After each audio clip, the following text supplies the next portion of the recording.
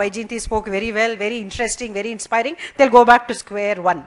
I said, no, I don't believe. I believe I make a difference in stimulating somebody to think differently.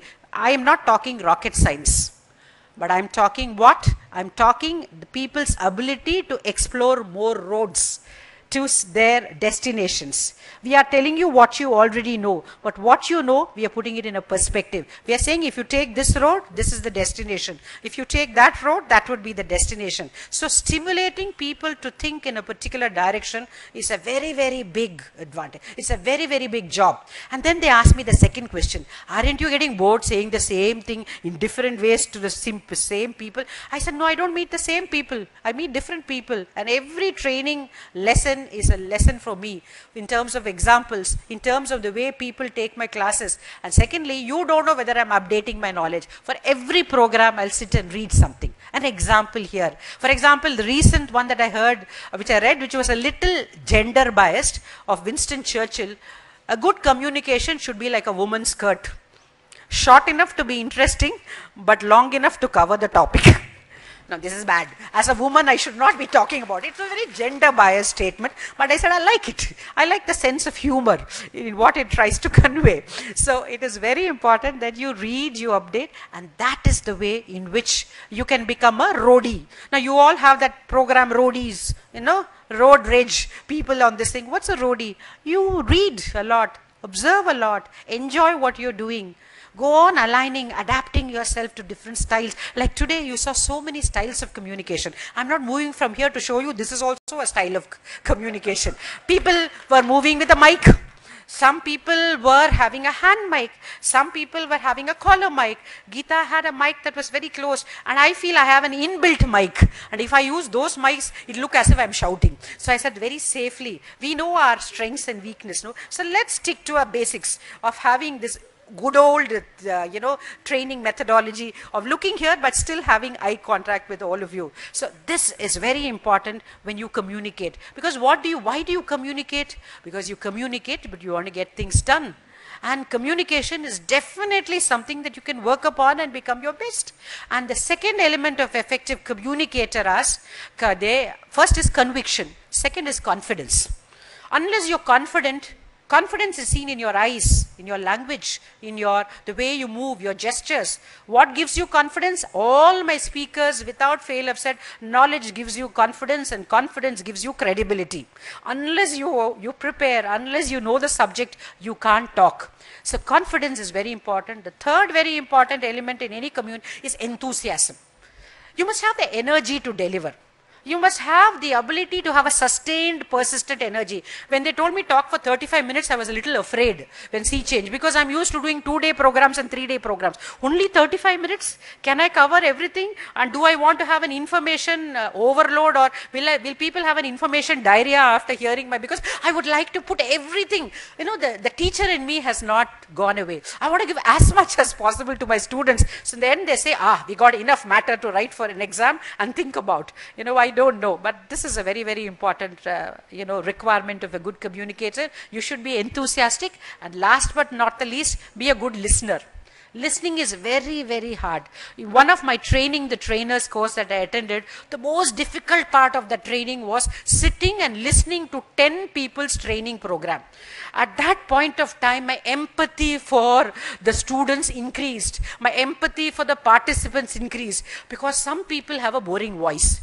They'll go na na na na na na na na na na na with no variation. Some people will show a lot of PowerPoint slides and watch.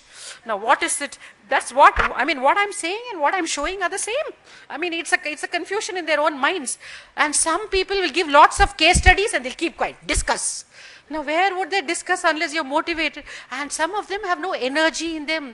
And I'll find after some time, people will look at the watch, look at the door, they'll make body language signals. When is it going to be over? So I said, this is the most, terrible part of this thing, listening. Because it's very hard to sit, and especially for talkers like us, listening to somebody else. Today I said, I must sit through all the lectures.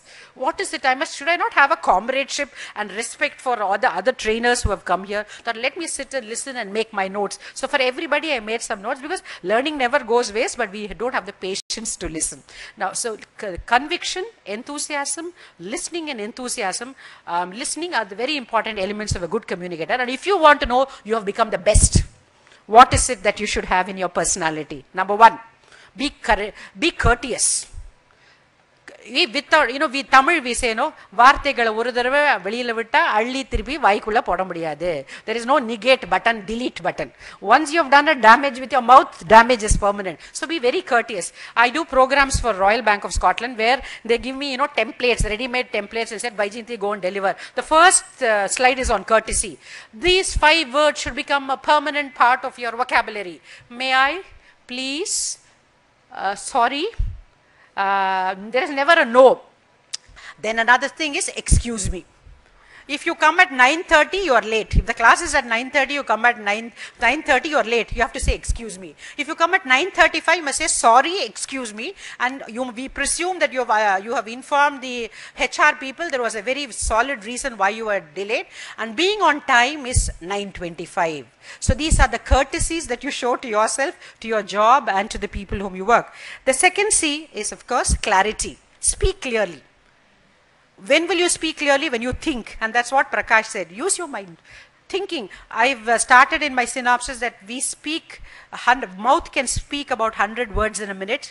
Our brain can understand 400 words in a minute, but the brain can process 1,000 words in a minute. That means we have an immense capacity to think. So it is difficult for people like me to keep pace with my mouth and my thoughts, because so many thoughts come to your mind and you want to give all the thoughts a shape through the words. So it is very important that you should understand to really think and speak clearly. What I must tell them, what I should tell them, what I could tell them. We were looking at, Nina and myself were discussing when speakers were coming. Some of them, everyone is so enthusiastic that they want to bring all their knowledge of their years into a 35-minute talk. They don't know where to stop, when to begin, how to do. But the enthusiasm, for me, more than the time, it was the enthusiasm for sharing which was so important. So the second thing. And third is concise. Now this is something that you must learn as employees. Managers have no time to listen to your long, windy explanations.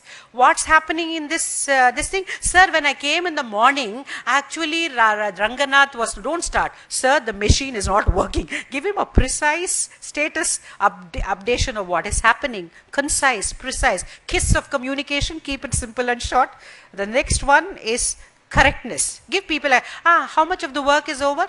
Most of it, sir. What is most of it? 80%, 90%, 25%, 30% of the important work, but 80% of the not so important work. Please give people. It should not be like gulab jamun. People, Papa, I came second. How many people ran? 2 people. Now it can't be that kind of correctness. So precise correctness. And last but not the least, completeness in communication. Completeness in communication means finish what you want to say with a context.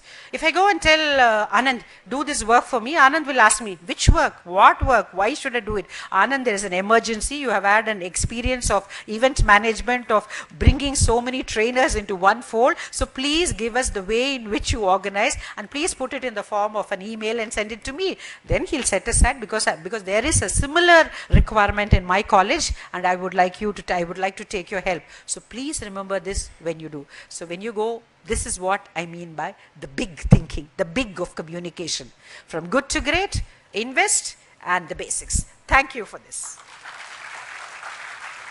Am I right on time? Got to be there. You'll have to bear with me for the next session also.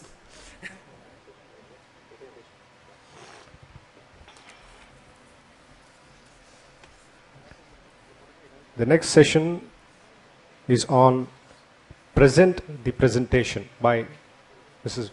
Vaijayanti Jagannathan. So you're going to have some more of me. Presentation. Let me start with a very simple, basic definition. I like to start with basics. That's my style of presentation. Planned communication is called presentation. It's not, you are not presenting to impress. You're presenting to inform, to persuade, to teach, to train, or sell. This is what happens in an organization. You present to inform people about something you didn't know. You want to persuade people to accept some kind of change in their behavior. You are selling a particular concept, product, or a service. You are teaching people about a new technology or the ways of the organization, or you are trying to train people to become better. This is the basic purpose of a presentation. So presentation is planned communication. And unless you plan your communication, you cannot present. An English author of yesteryears very beautifully talked about an effective presentation without calling it a presentation. Tell them what you're going to tell them. Tell them, and tell them what you have already told them. You are an effective presenter, he said. Tell them what you're going to tell them. Purpose, objectives. Tell them content. Tell them what you have already told them, summarize conclusions, and invite questions. I think nothing can be more precisely summarized than this English author who said this is a presentation. So how do I take this presentation? Now, let me go through it fast. First, I can call it 10 commandments of presentation, or 10 tenets of a presentation, or I could even say, what should you remember while you're presenting? All of you at some point of time, as a student, or as an employee, or as a teacher, will have to present. Do some planning and present. So the first rule or commandment of an effective presentation is MAS. What is MAS? Control your MAS. Now, I don't want my trainers to say, this is their old, things that are put in a very usual way. So I don't want Nina or Manoj to open their mouth for this session. Because what is MAS? Have control. First commandment of listening, at the initial stage itself, plan and control your MAS. MAS. What is MAS? I love short forms. These are mnemonics, no? Easy triggers to remember. What's MAS? MM. In a presentation, what do you have an M for? Material. A is audience and S is self. Have control over the material, have control over the audience, and have control over yourself. Now you'll ask me, what is control over yourself? Very distracting body language mannerisms. I've seen some presenters go like this. Hickory dickory dock, the mouse ran up there. He'll go like this. See, what I want you to tell you, Vaijayanti, is, and as I feel like putting one background music and saying la la la la. Some people talk like that. Some people, are very stiff. They don't move. And why a podium is kept before a speaker? Do you know the reason? If ever our hands tremble, or we forget and we want to punch somebody in the audience who is irritating us with a silly question or thinks he knows everything, we hold on to this podium very fast, because all the anger, stress and nervousness is transformed into this solid object which cannot be broken or twisted even by a weighty person like me.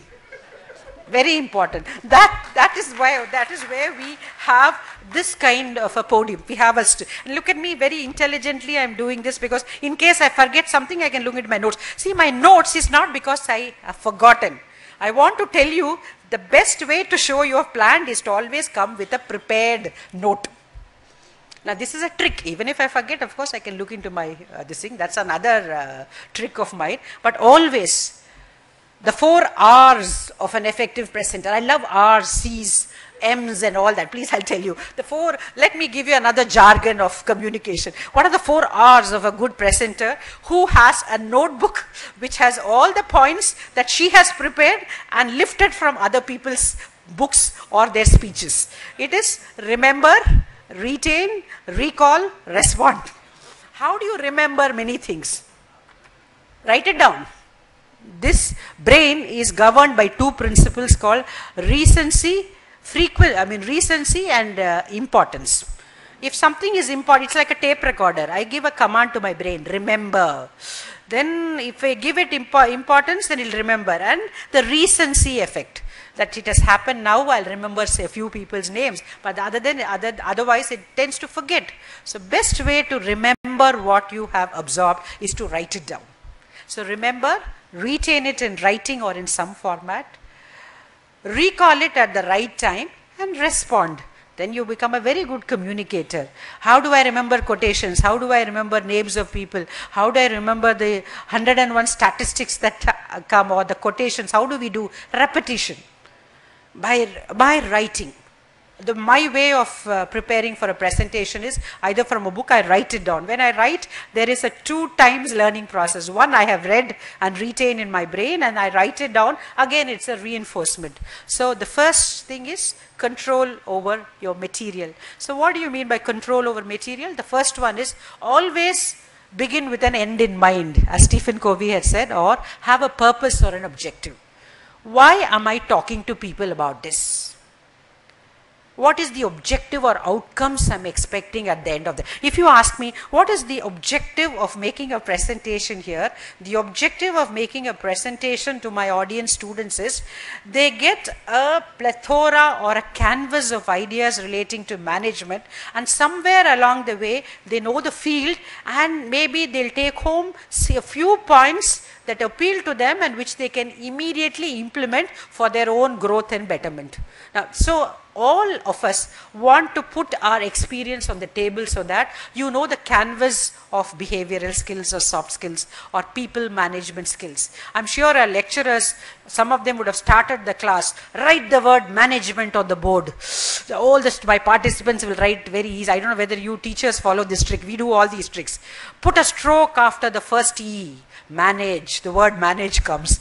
Put a stroke after the second E, manage me comes. And put a stroke after the N, men comes. So manage me, manage men, that is management. And the whole philosophy of management is contained there. And this, you will have, we are trying to manage your thinking, your skills. We are trying to tell you, this is the platter. It has all, where North Indian, South Indian, different tastes prepared by different cooks who have cooked these recipes over the years. Take what you want and enjoy and savor everybody's. That is the first thing. Start with an objective. The second one is develop the content, visual aids. I found that some of my previous presenters had beautiful visual. Like I was so carried away, for example, I remember Manoj's immediately. Like the frown I was practicing. Does it happen here in the break? Does my smile go? Because then I read, okay, he says facial expression has 3 important elements. Angle of the eyebrows, position of the pupil, and angle of the smile. Now these are the 3 elements in the facial expression. And from the way in which each angle changes, you will know whether it is a genuine or not genuine. So I tried practicing. Now do I sound genuine? When I say, we had a wonderful day, and afterwards they say, yo, wow, how tiring, yeah, whole day listening. I said, and then how will my face immediately change? So am I a good actress? Can I fake an expression, or would it come out naturally? These were things. That means the speech had made an impact. Yes or no? You start thinking about this. That thinking is the starting point of your change. So definitely you will have to manage the content with visuals, with examples. There were so many interesting stories that was. Sometimes when you want to start a presentation, especially when you're doing it for the first time, start with an impact statement or a story or a kind of a humorous anecdote. Will really help you. Winston Churchill was known for this. Once when he went for a very serious meeting where he expected a lot of people to bombard him with a negative feedback, he said, please all of you get up and say your prayers. So everyone got up saying, what is this? He's asking us to say prayers. He said, first prayer is, I thank you, God, for all the praise showered on me by my introducer or by the person who spoke before me. Pause. Second, I ask God's forgiveness for all the lies that were circulated about me by my previous speaker. So he made such an impact because he brought that, he brought a lightness to that very serious situation. That is why we say humor is very important. There are some of my trainers who will say, Vaijayanti, even if I crack a joke, nobody laughs. I have to tell them it's a joke. Then they say, oh, it's a joke. So sometimes humor can be built in naturally into your personality. And the easiest way to really make people feel relaxed and bond with you is to make people smile. Have a genuine smile. Smiling should come, and after all, I always go with this. Once I was taking class for this IIM Ahmedabad students always they have that aura of, that superiority around them. Oh, they are from the ABC management institutes, and I had by default and by accident, I had to take a class. And the minute I entered the class, one guy put up his hand very careless and said, you Vaijayanti? I said, yes. Please don't come and tell us on communication, attitudes, team building. We know all that. All this crap we have heard for the first year. Is there anything new that you want to say so that you don't waste our time and your time in this class? Inwardly, I was shivering. But my experience and sense of control over the situation said, excellent, you know about everything, but I don't know anything. So you are going to teach me throughout this day what you know. So let me find out, is there a gap between what you know and what I know, and let's bridge this gap. In the end, I was tired, but I didn't show. And whenever somebody snubbed another participant, they all thumped the desk. Ta, ta, ta. Is why? You were able to snub him, no? It's a very great thing. I said, is this an attitude of team building with which they enter into corporates? That each one wants to be an island of excellence or a pocket of excellence where they don't want to share, they don't want to admit that people know something different? I said, they have to say, but I can't engineer an attitude on the night. Attitudes are formed right from your childhood.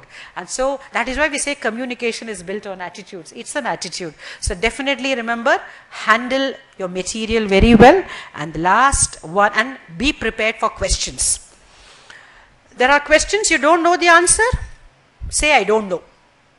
Questions you don't understand, ask for clarification. Questions that are confusing, tell them you are confused. Questions which are complicated, split the question into sub-questions. And suppose questions you don't know the answer, sometimes you can do these tricks of the trade that we all do as trainers.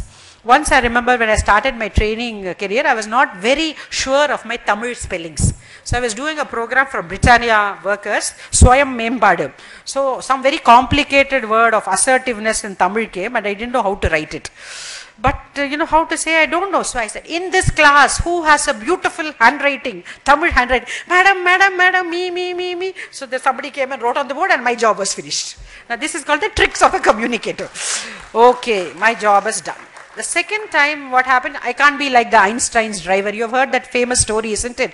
Einstein and his driver were going for a conference. Einstein was far ahead of his times. And so in a conference, driver said, I'll pose as Einstein and you sit as a driver because nobody knows how you look. So the driver sat as Einstein on the podium, and one of the speakers, wanting to be very sarcastic, said, I'm sure this is a very simple question that our dear intelligent Professor Einstein can answer. This driver was a very clever fellow. What a simple question, even my driver can answer it. And he pointed it out. Now, this we can't do it often because I can't give you a contradictory statement that if you fail to prepare, you prepare to fail. I said, so you have to go for preparation, but sometimes situational intelligence helps you to get out of a situation. Definitely, you need to be prepared for interventions. Don't take these interventions as interferences, but an opportunity to interact with the audience, to build a rapport, and please take it away from your mind that you don't have to answer all the questions. You're not a PhD on the subject. You have come here, prepare on a particular aspect and tell them what you know. And to an audience, tell them ask 3 questions when you speak to an audience. What they already know, what they wish to know, and what they need to know. What they already know, don't repeat and waste their time. What they wish to know, find out. And what they need to know, get it from them and then address those issues and speak the language of the audience. Don't be technical. Suppose you're very nervous in an audience where there are a lot of very senior people. The way I control my nervousness, I look at one smiling face which is making me feel very comfortable in that audience. I look at them and smile, they'll smile back at me, then I'll feel, oh, all is well with the world. I don't have to see everybody, but I can start my lecture looking at that person and then take my glances across the room, because you have to have eye contact. So speak the language of the audience, be prepared for their questions, analyze the audience, address them as you. Don't say one has to do like this, one has to be like this, and there is no connection or bonding. You, I, we are better this thing. Adapt to the audience's needs. And last but not the least, the you part, the self. I said mass, M-A-S, the self. Prepare yourself. Come to this thing much ahead in time. I've been getting so many SMSs and emails from Sea Change Consult telling, if you want to come to the venue, prepare, what are the slides you want to use, how big is the hall, do you want a mock session? They were giving us ample opportunities to make us feel comfortable delivering a session which is a 35-minute session. So that shows that preparation time was given to you. So prepare, prepare, prepare. Control your nervousness. Don't eliminate your nervousness. What is the best way to eliminate control nervousness? Take a deep breath before you are nervous. Don't drink too much water, but don't go on an empty stomach. If you drink too much water, you feel like going to the washroom again and again. And if you eat heavily, you'll be burping and slurping that you may not be wanting to speak fluently. So take a light meal. Drink a little less water, keep your energy levels, come with a positive kind of, no, I can do it. Don't ever think, what will happen? It's only few people are there. Will it be effective? Don't ask questions. What you know, you go. Because the second rule of very good presentation is give your best to whatever you undertake. Your best need not be somebody else's best. Your best is your best. Nobody can take away. Some trainers who from corporates will come, HR department. Vaijayanti, can I sit in your training program and take all the games and notes that you are saying? Would you mind? Because some trainers mind. I said, no, knowledge is not my possession. Nobody can replace Vaijayanti. Vaijayanti is Vaijayanti, you is you. I can give you all the games and activities, but the delivery is going to be mine. So I don't mind. Please take it. Knowledge is to be shared. And the more you give, the more you get. This is a practical proven experience that I've had in life. And last but not the least, remember that you must like yourself, value yourself, and tell yourself constantly, give yourself a pep talk, I can do it. And there are all the other aspects of a presentation in terms of body language, tone, voice. We say pitch, pause, and pace. Pitch is the volume of your voice, no problem, we have a mic. Pauses are the gaps you give while you're talking, because you need to drive home a point, give time for them to absorb, and then go to another point. Pacing is talking at the speed of understanding of the other person. If you talk too fast, people won't understand you. If you talk too slowly, they'll go off to sleep. So you need to match the time of the day, your audience, with what you're doing. So pitch, pause, and pace. Prepare your content very well, and remember, when you want to give your best would automatically come, because you have taken the best effort to do something. So this is what I want to talk about, your presentation skills. I hope, as Nina said, all of us want to give a 2-day program into a 35-minute capsule. I think I have done the same thing, but I'm sure that none of you didn't go to sleep. Thank you so much. May God bless you. Thank you, Ms. Vaijayanti Jagannathan. May I now request Ms. Susha John, Member Managing Committee, MMA, to kindly present a memento to Ms. Vaijayanti.